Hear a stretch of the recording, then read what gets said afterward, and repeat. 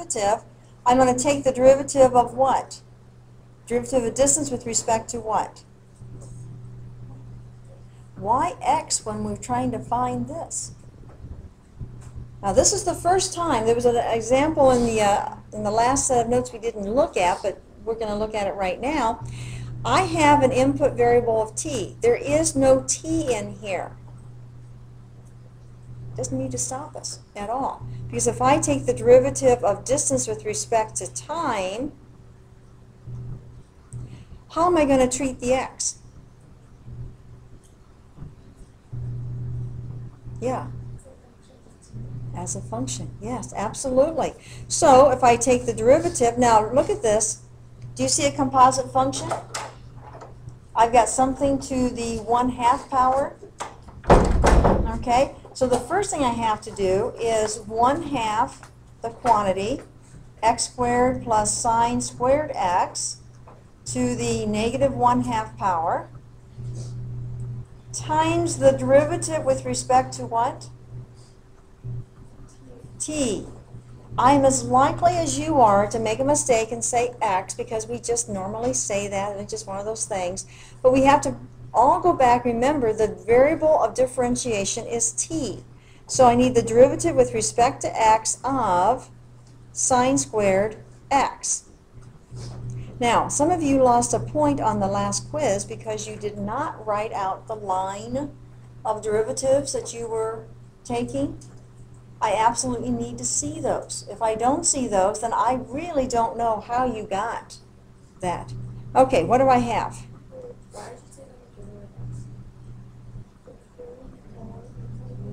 Okay, well, let's see here. I've got the outside function is to the 1/2 power.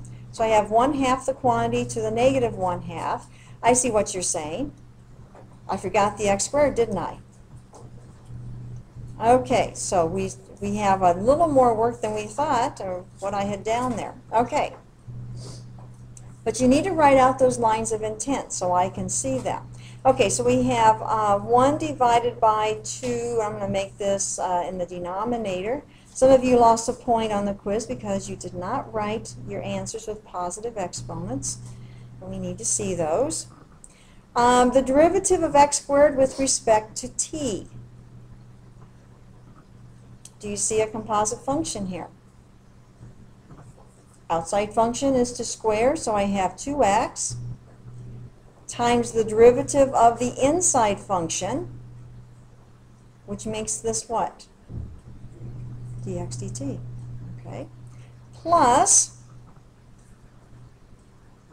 I've got a couple of composites. I've got a couple of functions. I got three functions actually here. I've got the function of x, I've got the function of sine, and I've got the function of squaring something. So the first thing would be 2 sine x, then derivative with respect to x of sine x. Let me write that correctly here. Sine x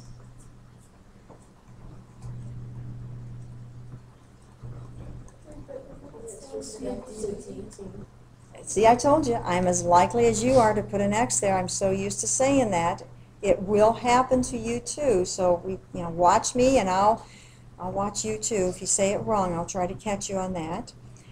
So let's see. I've got this.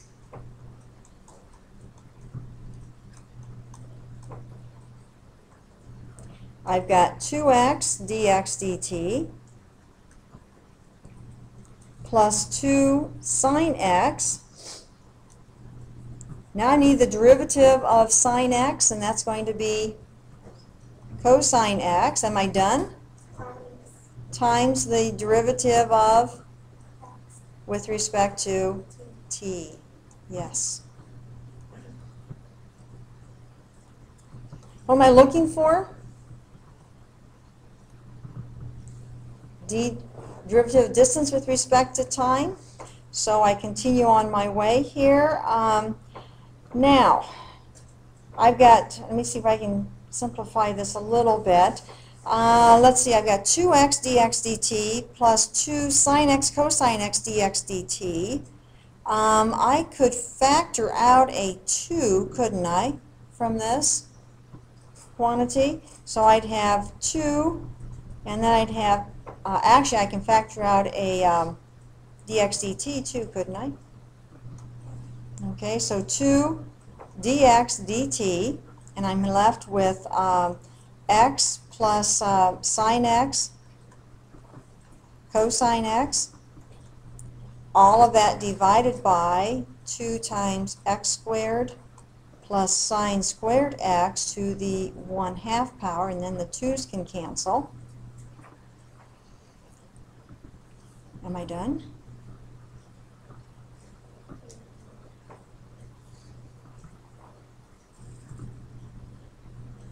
Let's go back up. We are given that dx dt is 2 centimeters per second. I've got a dx dt, so my answer would be 2 the quantity x plus sine x, cosine x, divided by x squared plus sine squared x to the 1/2 power. Now, this is an example of one of those where we don't end up with a single value. What we have is that we have the ability to determine the change of rate of distance with respect to time, but we need to know where on the curve this is going to occur. So we need to know the input value then in order to finish it up to find the specific or a specific rate of change. Yeah, Evelyn?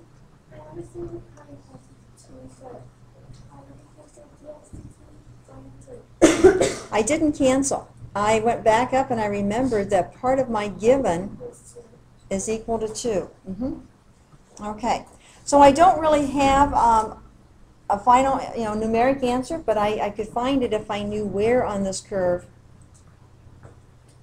I was evaluating. Now, one of the things we have to remember is that there's some information given to us that we cannot use until the very end. This is one where our given is a derivative. We need to first have a value for that derivative, and then we can make a substitution in there. We can't do that beforehand. Going back up and recapping, I need to see, listen carefully, I need to see what you found, what we need to find, what we're given, and what we're going to use. I need to see that. Okay? Is there only one method to this?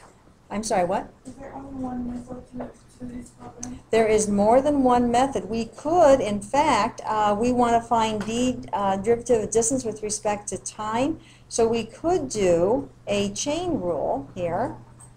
And we could say, okay, I'm given, I'm given dx dt. So what I'd have to do is create another function here, which would be derivative of distance with respect to x, and then those would cancel. So we could use that. Now, you have a choice. I've done it both ways on these problems. And I'm showing you what I think is more an intuitive way. But by all means, if you want to set up the chain rule like this, and you will see some of the problems in the textbook instructing this way, do so. But remember, there are 2 ways of doing it. Okay? Let's go on and look at the next problem. A hemispherical water tank. Yeah, that was our answer. Yep, we found the derivative of distance with respect to time, and we can't get a numeric value of that change of rate of time, of distance, unless we know where on the curve we have. Okay, we have a hemispherical water tank with radius 6 meters. Stopping right there, we got to draw a picture.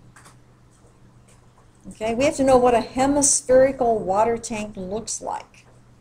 Now, I'm sure back in elementary grades when you were talking about geography and all of that, you probably you knew what a hemisphere was, and we have 2 hemispheres in our sphere of Earth.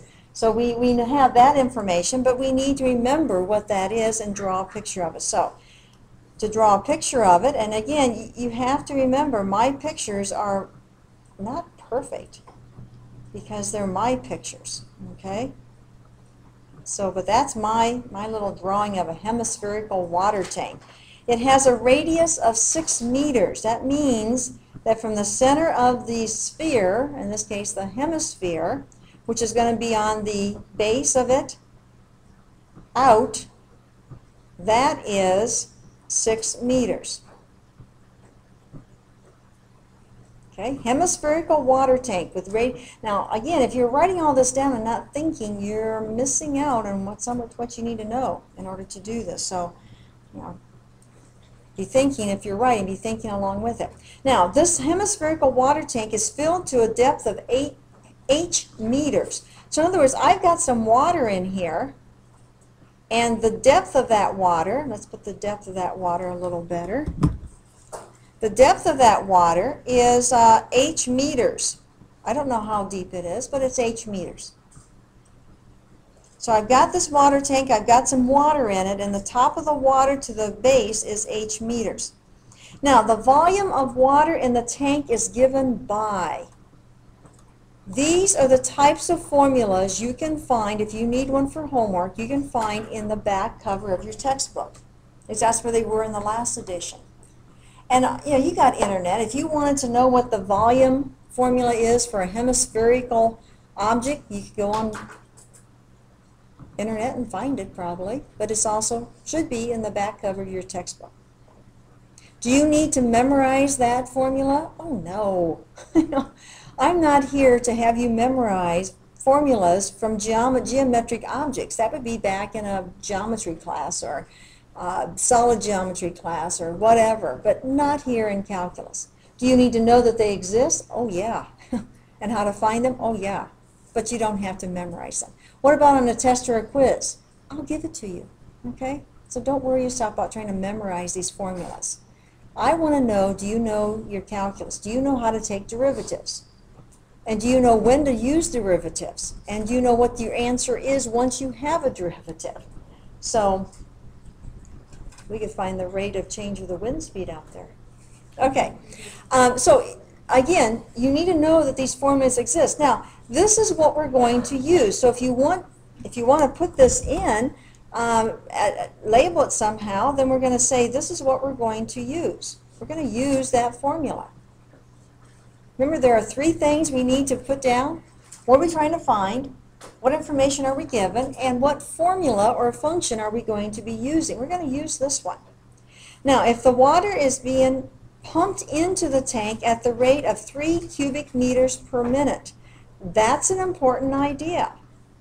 Water's being pumped in at the rate of 3 cubic meters per minute. Why is that so important to us? What information is this giving us?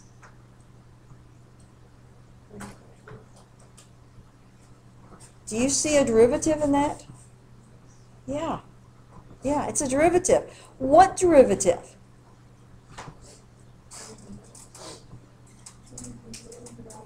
D what? dV, yeah, isn't cubic meters a measure of volume? So we want this is the derivative of volume with respect to time, okay? Time. Find the rate of depth of the water. So now you've got another key word. Find the rate of depth of the water. Do you see another derivative in that?